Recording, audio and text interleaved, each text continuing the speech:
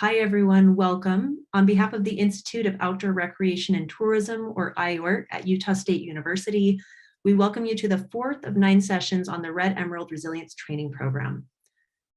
This training series is supported by the Utah Office of Tourism's Destination Development and Partner Relations team. And I am Dawn Uramori, the director of the Wallace Stegner Center Environmental Dispute Resolution Program at the University of Utah. I'm an IORT partner and will be facilitating today's session. To start us off, a little bit of background for the Red Emerald Resilience Training Series.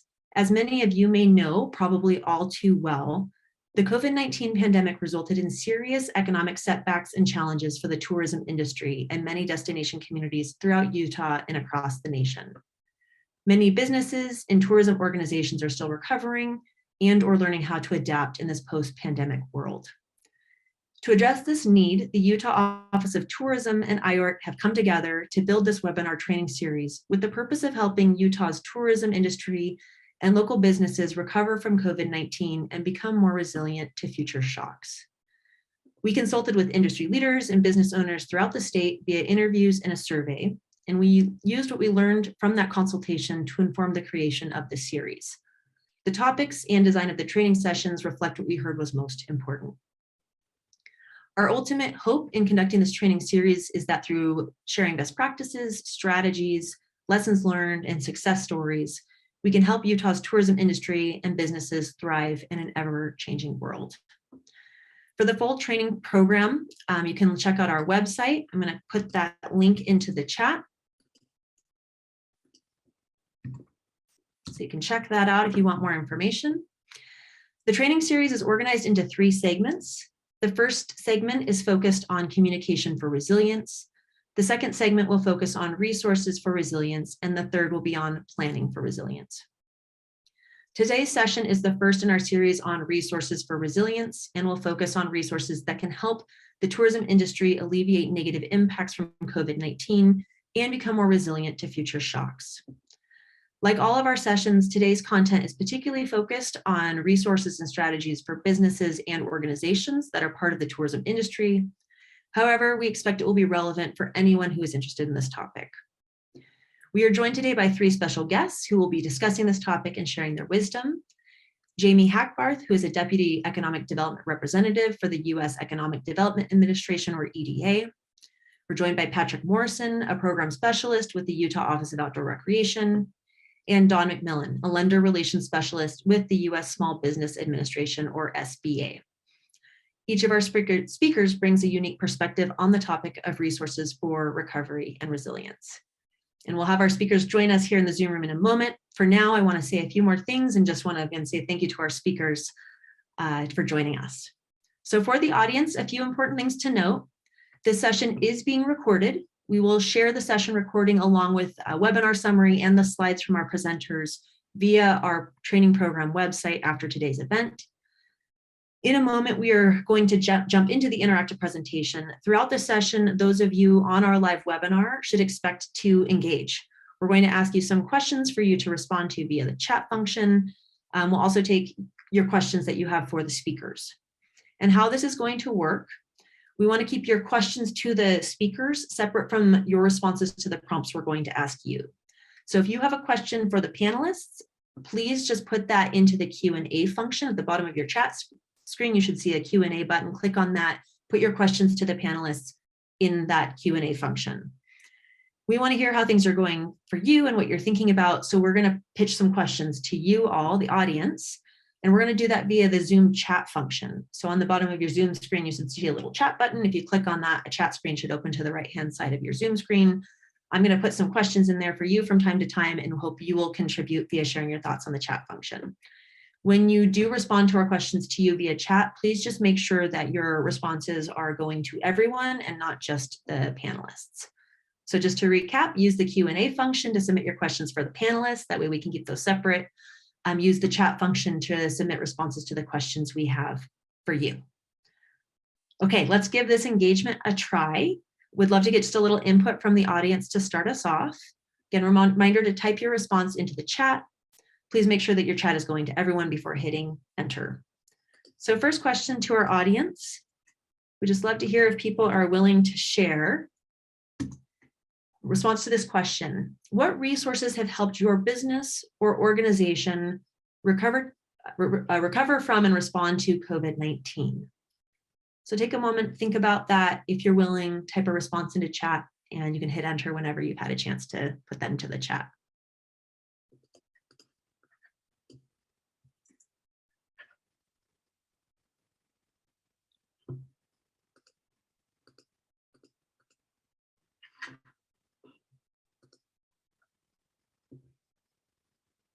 Still waiting for some responses from the chat. I'll give it a moment to see if people can get some answers in there. We'd love to hear from you all.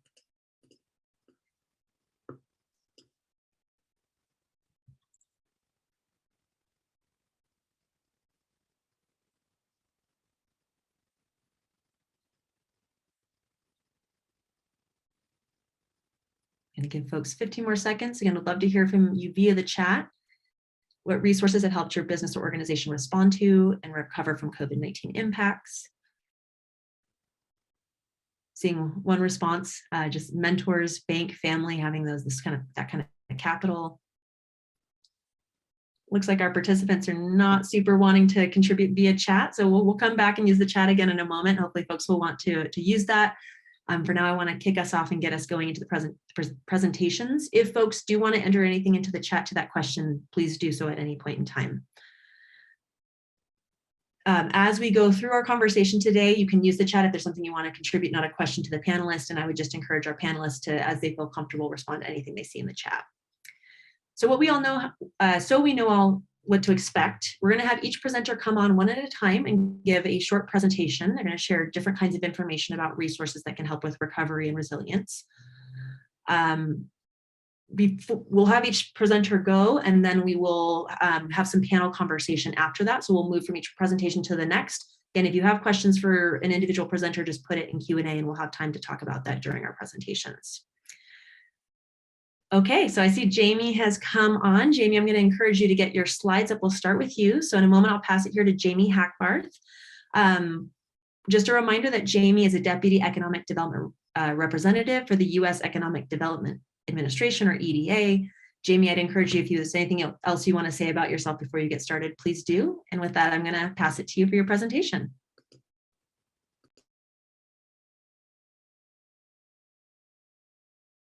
All right, I am hoping, yes, just interrupt me if you can't hear me. I'm the Deputy Economic Development Representative for Utah and Colorado underneath the EDA. And today, just want to provide you an overview of what the EDA does, the resources and funding opportunities we have. It's going to be quick, but please know I am your resource to reach out with any questions or follow-up information you may want to discuss further. So diving into it, really just kind of want to get started on what the EDA's mission is and the foundational principles of how we fund our investments. We really look at funding bottom-up economic developments, meaning that we want you all to define your needs and leverage the assets of really how you define that. We fund a wide array of different programs, which we'll dive into a little bit, but with the goal that it will lead to more resilient and agile local economies, which has been more important than ever in the past 2 years. We do have national and regional competitions, so just wanted to touch on that briefly. You could see the map below. At the regional level, Utah is housed within the Denver Regional Office, meaning if you're going after regional grants, you will be competing with applicants from the 10-state region. And then if you're going after a national competition, you'll be competing with applicants from across the nation. So I am your rep, I'm here, and I always repeat that just because I've been on the opposite side of federal grants, and just knowing that I'm here to discuss any project idea of what that looks like. So really what it means in economic development and kind of that tourism nexus, as Utah is kind of heavy public land, outdoor rec, and tourism economy. If there's a project that will lead to that economic competitiveness, definitely reach out and let's talk. So diving a bit deeper into what EDA's investment looks like, the EDA investment priorities, what I like to say are really kind of guideposts. If you have an idea or want to kind of start thinking of, should I be going after an EDA grant? take a look at these investment priorities first and foremost. You don't have to hit all of them. We hope that you would at least hit one or potentially 2 or 3. You could see them here on the screen, so I'm not going to deep dive into all of them, and we'll put this link in the chat afterwards that kind of defines some of what it looks like. But thinking of it from a tourism perspective, especially the past 2 years, I think some projects that we saw come in really hit really well on that recovery and resilience piece about how can we, one, diversify our tourism offerings or diversify just tourism in general, if it's, say, a coal-reliant community. We saw some workforce development with some light manufacturing and outdoor rec nexuses programs.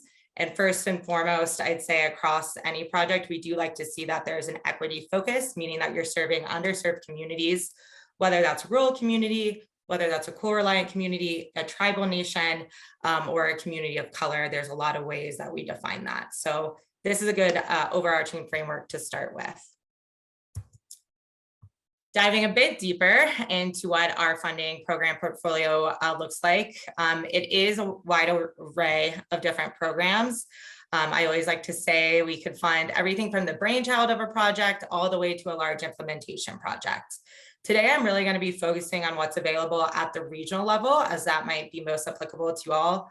But know that there's other opportunities available at the national level to fund technical assistance, research and evaluation, and innovation and entrepreneurship. But kind of those top 3 that you see, economic adjustment assistance, public works related to our construction grants planning, and revolving loan funds are available at the regional level.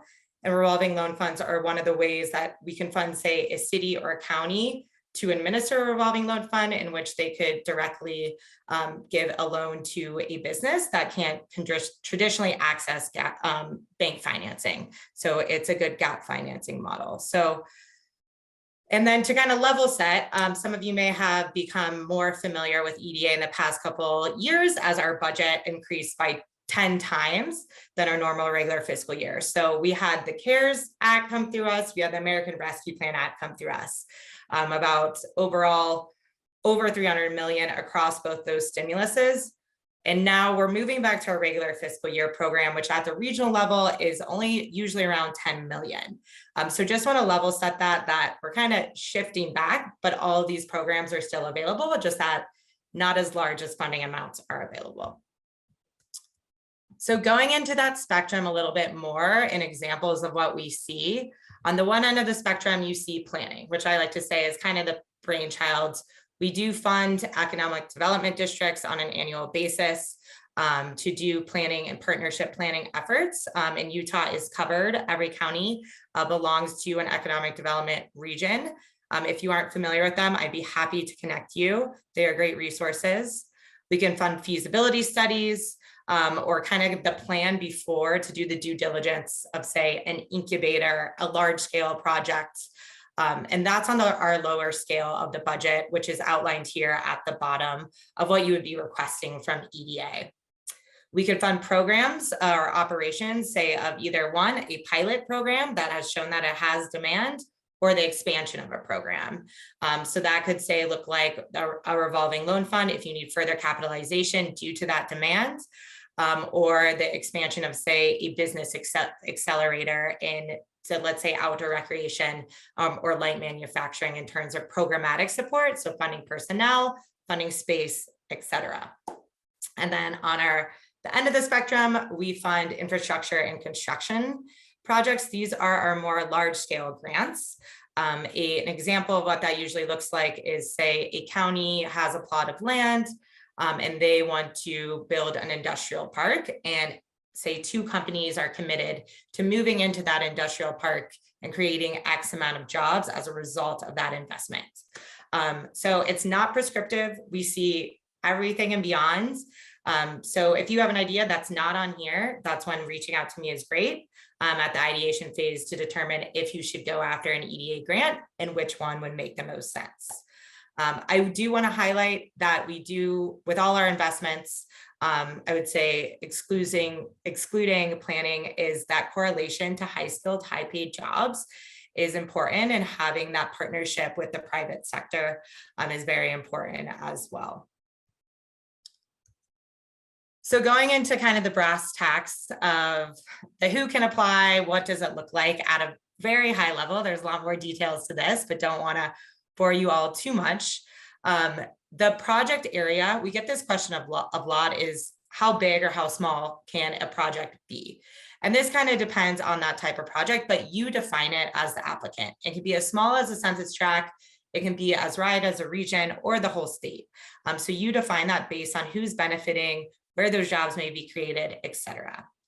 It is a cost sharing grant. So it is at a match rate. Traditionally, it's a 50-50 match rate. So say for a $10 total project budget, you'd be requesting $5 from EDA and matching $5.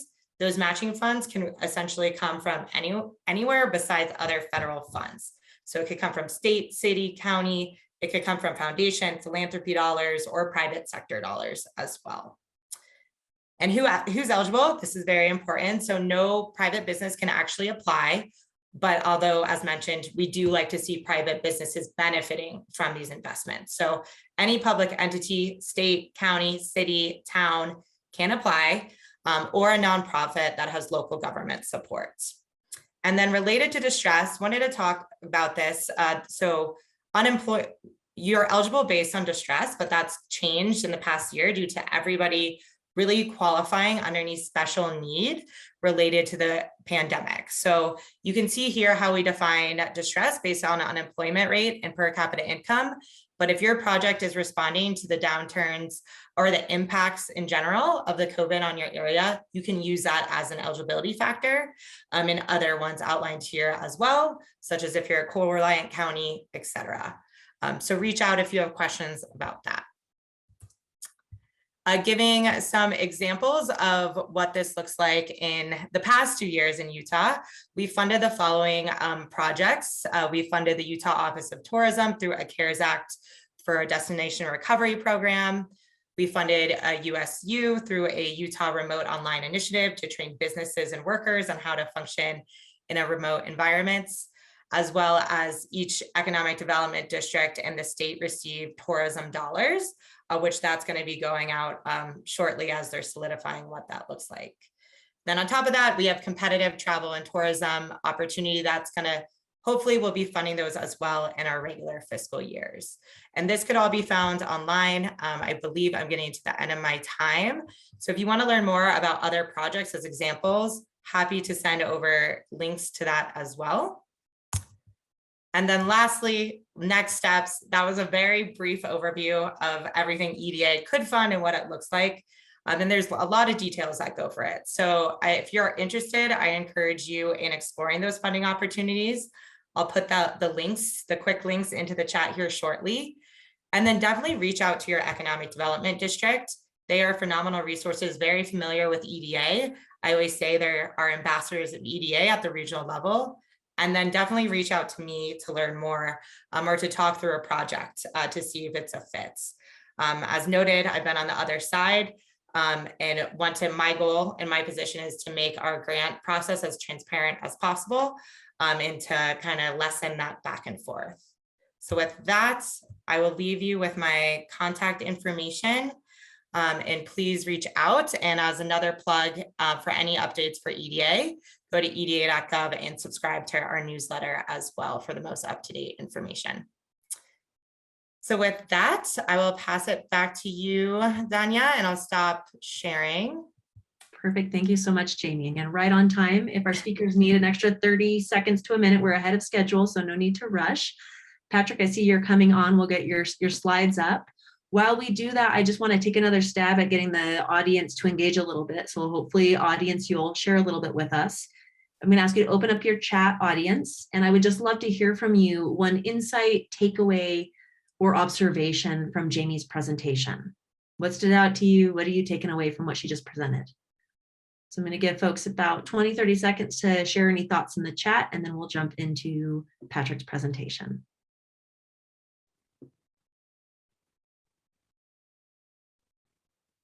And also a note that Jamie just put some links in the chat.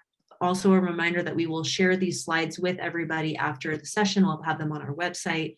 So if there's something we move through quickly that you wanted to see, know it will be there for you on the slides after the fact. Gonna give it just another 10 seconds to see if the audience wants to contribute. This is our least participating audience I think we've ever had. Hopefully that nudges you to share some thoughts.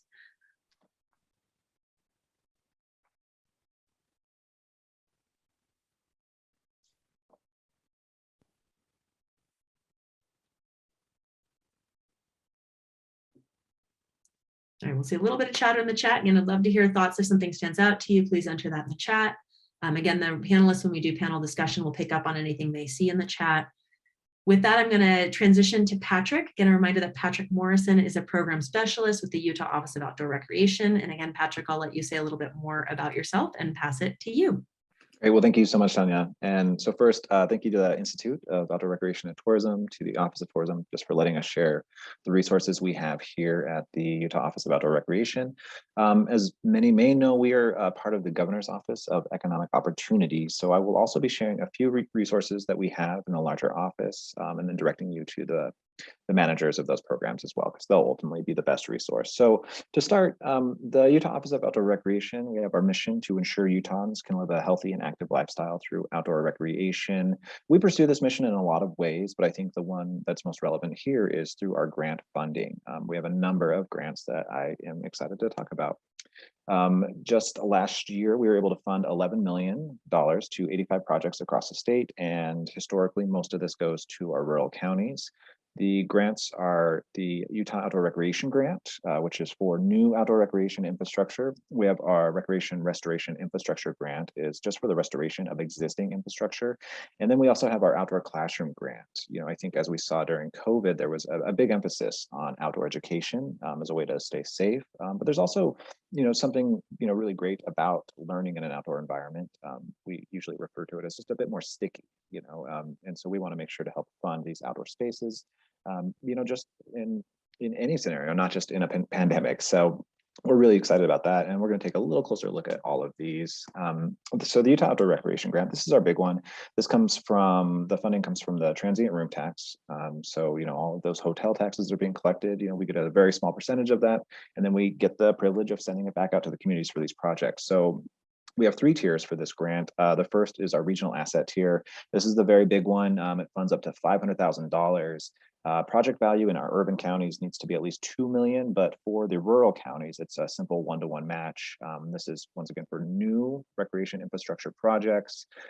When a project is this large, we really do like to see a strong economic and tourism benefit to it. So, you know, this is more than just a big parking lot. You know, this is something that's really going to draw people to your communities. That's going to help create jobs. It's a really, really wonderful opportunity. And then there's a presentation to our scoring committee as part of this. You're seeing that image there, you know, as a new visitor center that they're building up at the Cedar Breaks National Monument. This can be amazing outdoor recreation infrastructure at city centers, like we saw at Mill Creek. They're putting in a massive master trails plan up in Bountiful. So really good opportunities to think really big with these projects. Then we have our tier 1. We, you know, in response to just inflation that we've been seeing, that everyone's been seeing, we raised the maximum ask up to $200,000 from $150,000 last year.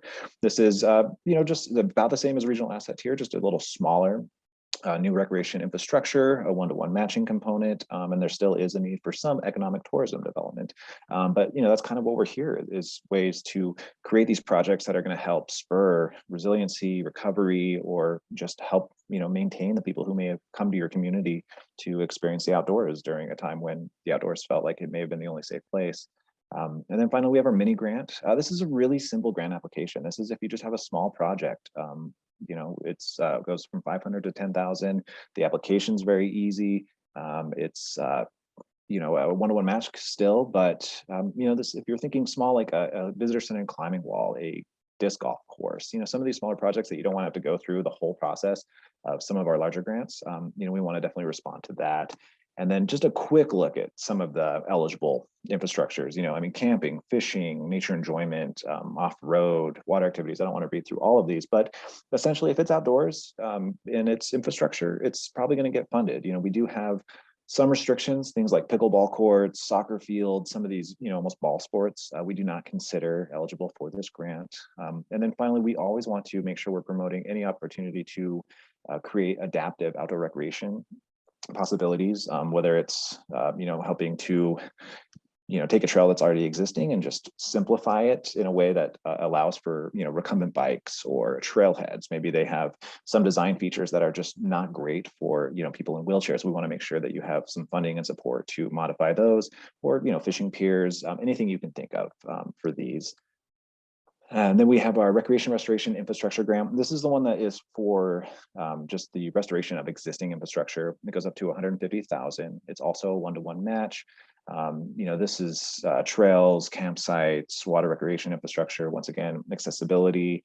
There is some funding available in here for invasive weeds and environmental concerns, but it can just be part of the project. It can't be a standalone project. So definitely keep that in mind. But we have so many amazing places, and perhaps during the pandemic, as we saw, a rush to campsites, you just noticed that it just wasn't set to handle the visitation types change. We consider RVs much bigger now, side-by-sides much bigger than a traditional four-wheeler, so the way we use our recreation spaces do change as well. So this is a good opportunity if you're looking to change something, just to make it meet the needs that it's being used for currently.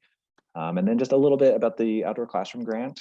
This is up to $10,000. And really, like I said, it's just a wonderful thing to get kids outside to learn, and while we do like this to be somewhat STEM focused or outdoor recreation focused, there's a lot of unique communities who have decided to use greenhouses or more agricultural based outdoor classrooms. Just, whatever is important to the region, to the community, and to the school, we want to make sure that they can get outside and have the opportunity to do these. A few other, and I guess just to back up real quick, on all of these grants that we have with the Utah Outdoor Recreation are reimbursement based, and they are one-to-one matches. We are looking into changing that next year. We have nothing set in stone, but we do want to modify some of those match limits for some of our smaller counties, so they don't have to hit the perfect one-to-one match. We want to reduce the matches anywhere from 20% all the way up to that 50%. So stay tuned for that. We do always want to make sure we're helping the community. So one program that is currently housed in the Department of Natural Resources. And for those of you who don't know, the Office of Outdoor Recreation will be moving into the Department of Natural Resources on July 1, which is going to be a great thing for Utah's recreation, as we have all of our recreation resources just housed together. It's really going to streamline what we're able to do, and we'll be able to think really big. But the Recreational Trails Program, it's a long time program. I believe it started in 93 maybe, but either way, this is comes from the Federal Highway Department. We've got a motorized and a non-motorized aspect here. And then this can be for acquisition of property, which is something UORG can't do, development and dissemination of trail-related publications. Another thing that UORG won't do. You can purchase signs, you can purchase equipment. This one is just a really great opportunity to supplement if you need, or perhaps to find those aspects that just don't quite fit in with the UORG. The match is only going to be 20% next year, and it's 150,000 that you can ask for. Then another one in the Department of Natural Resources is the OHV fiscal grant or fiscal incentive grant. This one, has a lot of funding, $3.5 million every year, high approval rate. 75% upfront funding if you need, and it's only 25% match. And this funds, as you can see, trail work, tourism, education, access protection, and search and rescue. So another really great program, particular for those counties that rely on OHV tourism. And then just want to touch very briefly on a few of the greater Office of Economic Development, or Economic Opportunity grants. I would encourage you to reach out to the staff members who will run these programs. But real quick, we have our Rural County Grant. They give out up to $200,000 every year. This is for 3rd, 4th, 5th, or 6th class counties. And this could be anything. You can do anything you want with this that involves like business recruitment, workforce training and development, capital facilities improvements, or any other county needs. The Rural Communities Opportunity Grant is used to be part of this, but this is how you ask for even more than that. The Rural Employment Development Incentive. This one's great for businesses. It's incentivizing up to $200,000 or $250,000 for new positions created in rural Utah. So these jobs can be remote, they can be in an office space, physically located in the same county. It's really versatile, a great incentive to get new jobs in these rural communities. And then finally, just the Rural Communities Opportunity Loan. This is a match-based, I think they have 21 million. It's a revolving loan fund. Definitely take advantage of this. And I'll have contacts for these on my last slide. And then finally, just the broadband access grant. This is a really awesome program for a lot of our rural communities that see, a lot of recreation. If we want to talk about it in that lens, remote work is very doable. We've all seen it. And so now communities, maybe if you're out near this well and you're like, I love this well, I want to live near this well, but I want to keep my job.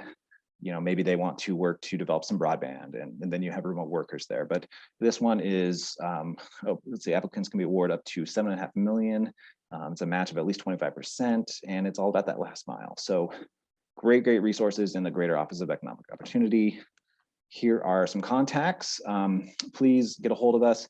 Currently, our website is business.utah.gov/outdoor. I don't have it listed though, because July 1, we are moving into the Department of Natural Resources. And I don't think we actually have our URL yet, but we'll have that very soon. But the Greater Office of Economic Opportunity, you'll find the Rural Center for Rural Development and the Broadband Center, both there at business.utah.gov. And with that, I'll send it back to Danya. It looks like I may have hit my time exactly, or maybe a hair Patrick, over. you're good. Before you hop off, there's one clarification question in the chat that I am going to take right now, which please. is there is a question about whether it's possible to develop new rock climbing areas with the mini grants. Oh, absolutely. Yeah, absolutely. I think if you are developing new rock climbing routes, partnerships with whoever the land manager is will be really, really important. But most definitely, we're currently helping support the Salt Lake Climbers Alliance anchor replacement. We've supported a lot of outdoor climbing walls, restoration of climbing platforms. So yeah, absolutely.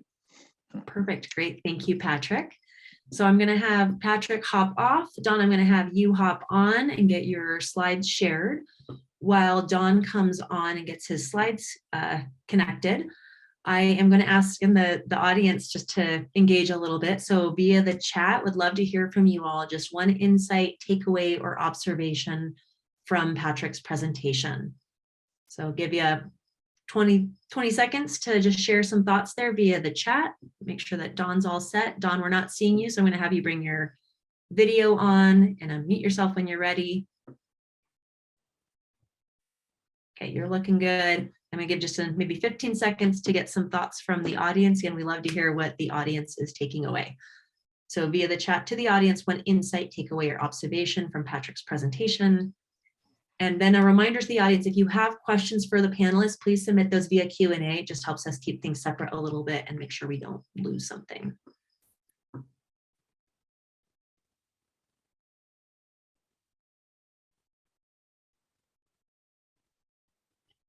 Seeing a few comments coming in via the chat, while a few more coming in, just seeing some people recognizing some of the grants are maybe more flexible than you thought. I think that might be true for a lot of funding sources.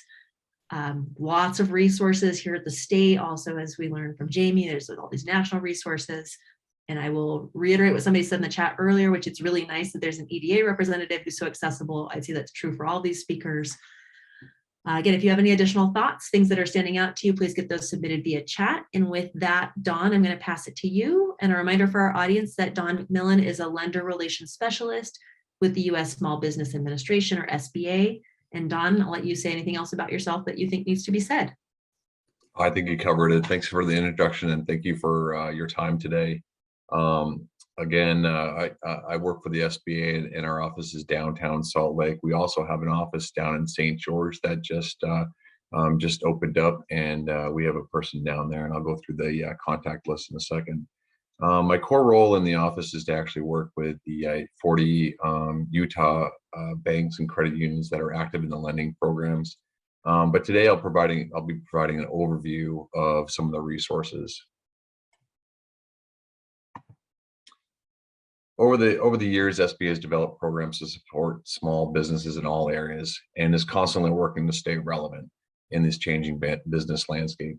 Working with the SBA, small business owners and entrepreneurs can get access to capital, resources, business know-how, and then getting the right expertise at the right stage of their business life cycle.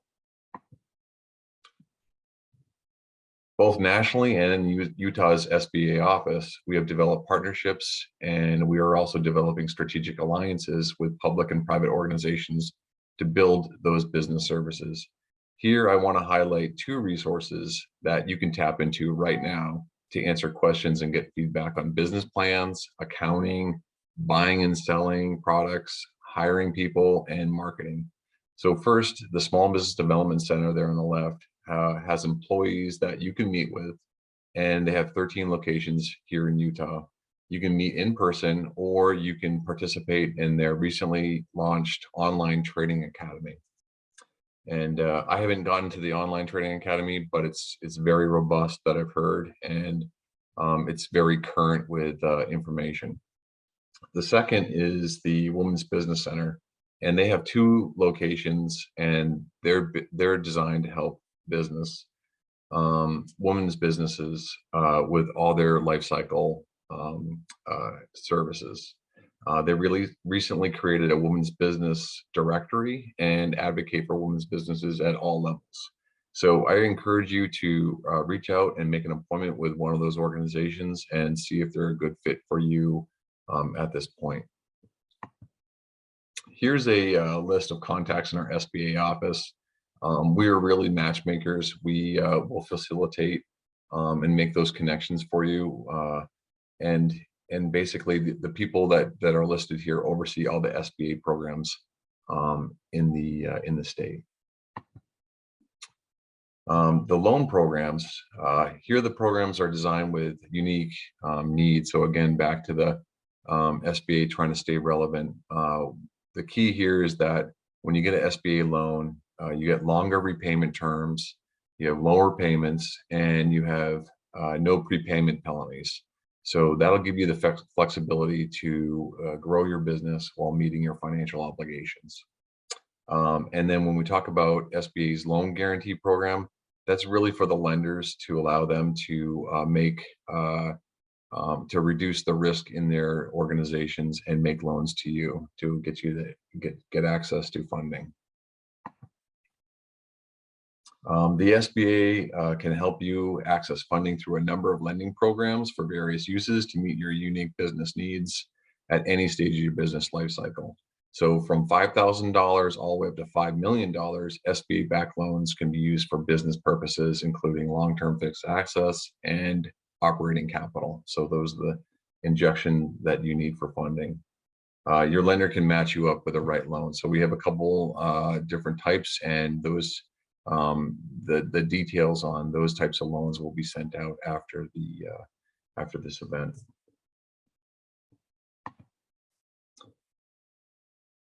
SBA also does works with the federal government on contracting, and the agencies currently award the federal government awards up to 23% of all prime contracts to small businesses, and that's their goal.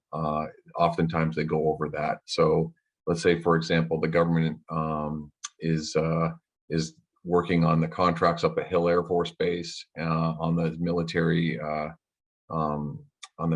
base and their programs, and they're going to be using small businesses to provide those upgrades, and then work with their contractors to get those defense products out. So there's lots of opportunity and lots of growth, and SBA works in that arena as well. And here's the an overview of the various contracting programs, and it gives you a link to some high-level information. And you can also reach back and talk to someone in our office to get more details. But overall, 5% of the contracts that are being awarded will go to small disadvantaged businesses in the 8A program. 5% will go to women's owned small business. 3% will go to those hub zone businesses, and 3% will go to service disabled veterans. So they're really targeting those types of small business owners with their government funding. And when disaster strikes, the SBA is there for you. We'll make affordable, accessible loans to get your business, home, and life back on track. To assist homeowners, renters, and businesses, we offer these loans, and we've done this with the Utah earthquake that happened over 2 years ago. And then we also have this ongoing drought problem, and there are opportunities to get loans to help those farmers and businesses back on track while they work through that crisis. And we've actually made thousands of loans to businesses to help with help recover, and specifically that's used for working capital.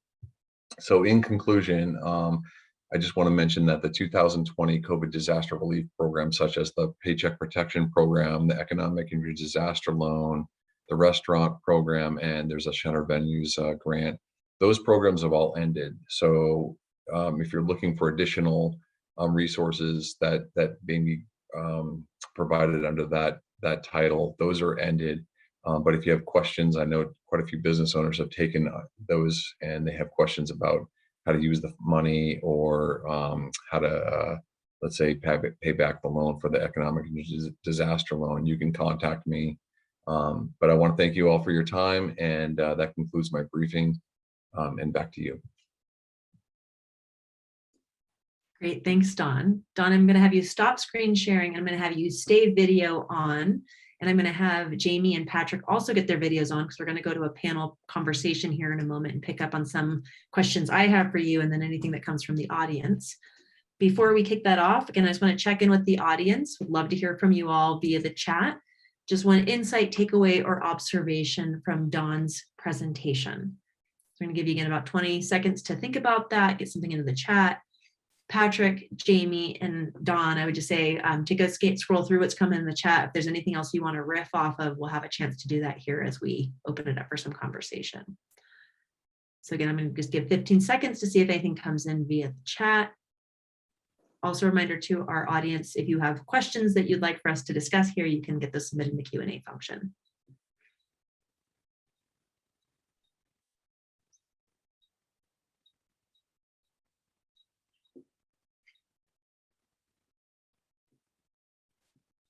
All right, and we'll see if anything else comes in via the chat. People might still be typing. It looks like they might. Seeing coming in just that didn't know that drought support loans existed. Question there that we can kind of talk about in a moment. One of my observations is that in the different kind of funding and resources that were presented on, some things are specific for businesses, some aren't applicable for businesses, and there's a little bit of something for everyone. And I would really encourage our audience to think about how can you partner with other people to build capacity in your partnership, so you're kind of building resilience around you, even if you're not able to apply for specific funds, or how can you really work together to leverage all of these resources and just helping direct people to appropriate resources, right? So it might not be that your organization applies and you know something, so someone you work with can potentially apply. I also just wanted to note that it really seems some of these resources are really appropriate for recovery, and some of them might be more of this like resilience and capacity building. And I think one thing we could probably talk about here is about being somewhat proactive, so that you are ready when difficult times hit. So maybe we'll talk about that in a moment. So I'm going to open this up to our panelists. One thing that we've kind of hit on in some of the presentations, I think particularly Patrick talked about this, is that many areas here in Utah, and I think throughout a lot of the West, have seen an explosion of visitors and growth in the aftermath of COVID, right? So recovery isn't necessarily like, how do we get the visitors to come back? It's like, oh my gosh, how do we deal with the masses? So I'm curious for your thoughts about, how to deal with the influx of the masses, like how to deal with that challenge, and resources that can help businesses, tourism organizations, and communities deal with that particular challenge. And Don, I think you might have some things to say about this, so I'll pass it to you first. Yeah, I keyed in on the word challenge, and I really think that when you're looking at, your business and what you're trying to do, I think those are opportunities, because Utah's led the nation in growth, and we're seeing it in all the areas, especially outdoor. And, if you have that challenge, the challenge really is within your business. If you have a resource challenge, if you're great at marketing, but you just don't have that operations resource that could help you, grow your business or just manage your business, that's a challenge. Getting inventory right now and at a reasonable price, that's a challenge. And then also I see a lot of challenges with businesses trying to figure out how to refinance their revolving debt. So let's say credit cards or whatnot. And then maybe you're challenging yourself to try to look overseas internationally. So I see those as those are the core challenges, but the opportunity is the growth. And I think SBA from what I'm looking at is that we have the ability to provide that injection of capital. The lenders do, and help you grow with that business. Or if you're just kind of riffing on what if scenarios, then that's where we can help as well with the resource partners. Dawn is hitting on something that is very near and dear to my heart, which is in every challenge, there's an opportunity, right? So how do we turn this into a opportunity? Jamie, Patrick, anything you want to add to what Dawn said? Anything else surfacing for you? Yeah, I mean, I think I can add a little bit. So, we had the challenge of just so much visitation. And one opportunity that could come from that is to have these communities kind of look at the visitation that they saw, and just consider what the visitor experience was, consider what the community experience was. If they're seeing areas that were typically isolated, just being overrun, and they want to help support that, then they have an opportunity there to help build out some infrastructure. If they're seeing areas that maybe there's just too much visitation at, they have an opportunity to try to disperse some of that recreation to other areas. They got or the visitors got a taste of the community, and if they want to consider what that visitor experience was, if they want them there, if they want to try to modify it to get a different style of visitor experience, there's so many opportunities to develop the recreation around the area. And then as you're considering businesses, you have them partner. If you're trying to get remote workers in, I think there was a study done by the Kempsey Gardner that said, the outdoor recreation, access to outdoor recreation is like the #1 thing that is attracting, tech workers right now. So as we consider that across the state, we have some of the best recreation in the entire country, no doubt. I mean, I'll happily stand for Utah's recreation and say it is the best in the country. And so it's a great opportunity. And hopefully they were able to learn kind of what the limitations are currently and be able to kind of modify how they approach their planning in the future with that, with the hopefully the help of a lot of our grants. And there are a lot of grants here in the state to help with that, I'm hearing. Jamie? Yeah, Patrick and Dawn, kind of going off of what you said, seeing it as an opportunity, learning what kind of the whirlwind of what the past 2 years was, and looking at one, how to leverage your resources, and then defining what type of community you do want to be and not having it be defined for you, which I think could be done through a lot of the proactive things that Dawn and Patrick mentioned, by collaborating businesses with the local governments, with nonprofits, et cetera. I think a lot of stuff happened to several communities, businesses, et cetera, and thinking proactively of how can we be responsive. Hopefully another COVID doesn't happen, but what does that look like with kind of the drought? Do we want to be a tourism hub, or do we want to kind of fuel this to our neighboring communities, and looking at a regional approach? So I think it was kind of a wake-up call for everyone around the world, but really taking that moment to reflect and plan accordingly. And there's resources for that at the EDA for like resiliency planning, of how to be responsive, or for implementation of infrastructure as well, if that's where you all are leaning towards as well. Jamie, what a good segue into my next question. And another thing that I love to highlight is it's really important to look at the path we want to take and not the trees we don't want to hit. And when I hear Jamie saying, which I think is really important, is what kind of community or business do you want to be, and thinking about that proactively and really managing the challenges and harnessing the opportunities to be what you want to be and having a vision. So something important maybe to keep in mind. And then riffing directly off of what Jamie just said, as COVID, I think, made really clear for all of us, we cannot predict the future and what might come our way. So I'm curious what thoughts you all have, panelists, about how local governments, businesses, and other tourism organizations can prepare for that uncertainty, and what resources can help. I'm happy to hop in here because been referencing resiliency planning a lot. But I think kind of changing the perspective of we always talk about planning, and I always kind of use the quote from Eisenhower that plans are worthless, but planning is everything. I mean, I think a lot of that comes with the collaboration with regional partners and stakeholders you wouldn't normally engage with.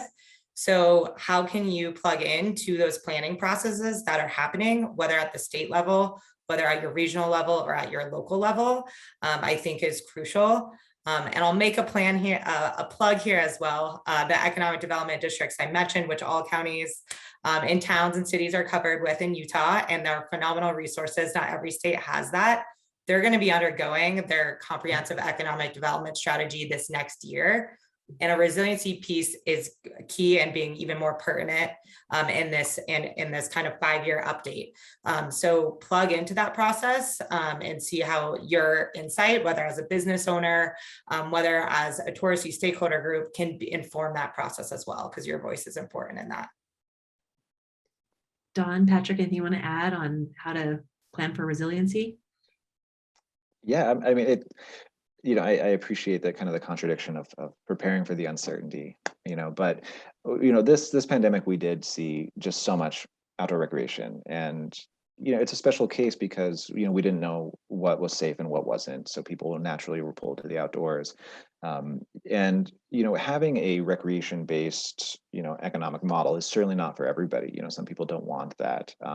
But even as just individuals in a community, having access to trails, having access to these recreation opportunities, it does guarantee, some safety in that they will always have access to a healthy and active lifestyle. It's somewhat of an evergreen model as well, because, while some counties are going to, face boom and bust cycles, a county that has a lot of great recreation, a lot of people coming through, they'll certainly see their kind of seasonal bumps, depending on the seasons in the area and what type of recreation, but it really is an evergreen model. And even if it's not being visited by tourists, it does give the community something to, pursue that healthy lifestyle, and kind of, prepare for that resiliency. So I definitely will always support just, getting people outside and supporting them, supporting the land, and, finding the resiliency through that. Dawn? I can add as well. Yeah, when I think about what our office does and what I look at when I talk to business owners, it's really about the business owner having conviction in what they're doing and believing that they started a business and that they're on the right track, and they're excited about it and they're passionate about it, which isn't hard to find in the outdoor recreation industry. But they have to say, hey, this is what I'm doing, this is who I am. And then the second piece of that is they have to network, and networking is very important. So when things change, or you need help adapting, you've got some connection points, and I'm talking from a business perspective. So the first network person that you need to work with is your commercial loan department or your banker, and you're just managing your funding and watching that. There's so many people that just kind of forget about who they bank with, and these lenders have so much experience in Utah. I think our stat right now, I think we're the second deepest penetration for SBA loans here in the state, which means these lenders are very active in the community and they want to see growth, and they have lots of experience. And most everyone in our office has been in this industry for over 30 years, and the lenders themselves have been around for a long time. So there's a lot of expertise, and I say get out there and network and talk to your banker. Jamie, minute or so of any feedback you want to provide? Anything else that you want to add to this? I think it was all covered on the planning perspective, but just, I think, yeah, like connecting the dots and thinking outside of who haven't you talked to yet, which is such a simple thing, but I think we all kind of get in our silos sometimes of government, public, private, and crossing those lines, I think, is sometimes the most valuable and beneficial thing to make sure that you understand at the community and business level, what are the workforce limitations, what are the infrastructure limitations, and not just coming from public or private, but both ideally. I'm always amazed how quickly time goes. We are wrapping up. I do want to just ask the speakers, is there any one final thought or nugget of wisdom you want to share with our audience today? I mean, I can start. We here with the soon-to-be Division of Outdoor Recreation, as it involves recreation planning, we are your best resource. We have a ton of grants. We're looking, we've posted for a state recreation planner, but we really take it serious that our obligation is to help our communities and help Utah. So even if you want to apply for a grant in 11 months, we're still there to help you plan. We're still there to do so much. So the biggest takeaway for us is use us as a resource, as any type of recreation. That's really the best part of our job, I think. Awesome. Love that offer. Other final thoughts? Jamie? I will just echo, yeah, if you're interested in learning more, please do reach out. I know the contact info will be sent out after, but I know sometimes the government federal grants look like big black holes, and want to help clear out that web a little bit. So reach out, even if it's just a question or an idea. I'm here to talk through it with you. Appreciate those generous offers. Jamie can help you shine the flashlight into the black hole of the federal process. Don, any final thoughts? I would say get ready to grow. Utah's not slowing down, and things are changing nationally, but Utah's got a good momentum, and I'd say dust off the business plan and start trying to create some what if scenarios and get ready for your next move, because things are changing. So what if, right? Yeah, do some scenario planning, it sounds like. So thank you for that, speakers, and we so appreciate you sharing your wisdom, being willing to be a resource for our audience. We have people on the call today. We're probably a lot more viewers after the time, so you might get some people knocking on your door. We're going to wrap up, speakers. I will invite you just to turn your videos off so you don't have to sit there awkwardly while I wrap us up for today. Thank you again. I want to turn it back to our audience for just a moment to see if there's anything burning for you all. So I have one final question for you via the chat. Would love to get some participation from you all.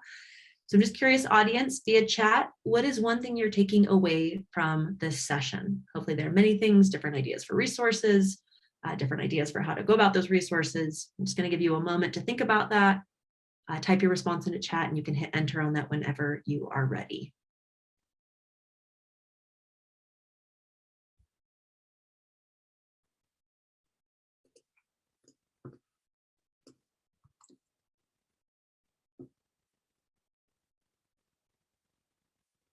Can have about 15 more seconds to see if anything gets entered.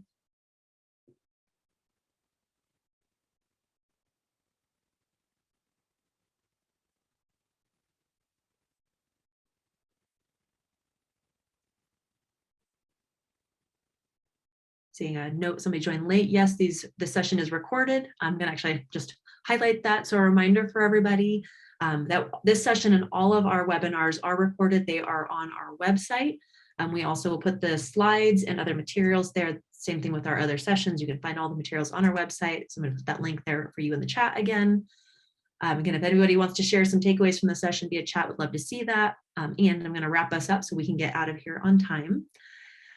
We hope to see you all at our upcoming sessions. The next session will be on July 6th from 12 to 1 o'clock Mountain Time, and the focus will be on tools and resources to understand tourism in your community.